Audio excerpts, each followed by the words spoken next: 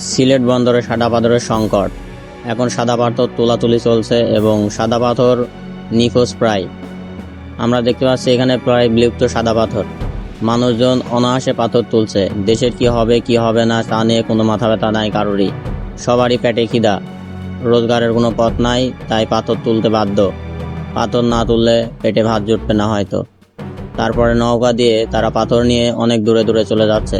এই পাথরগুলো তারা বিক্রি করে যে টাকা পাবে সেই টাকা নিয়ে তারা চাল কিনে ঘরে ফিরবে।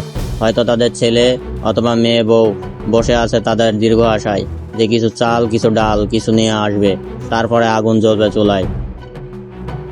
সুন্দরবনের বৈচিত্র্যময় জীবনগুলোকে তারা ধ্বংস করার পথে প্রায়। প্রশাসনের কোনো সামরিক বা বেসামরিক প্রশাসনের কোনো আকার ইঙ্গিত নাই, তা নিয়ে তাদের কোনো মাথা ব্যথাই নাই। এদিকে যে পাথর নষ্ট হয়ে যাচ্ছে, পাথর সব হারিয়ে যাচ্ছে, সিলেটের ঐতিহ্যবাহী জিনিসগুলো ধ্বংস হয়ে যাচ্ছে, ধ্বংসের পথে প্রায়।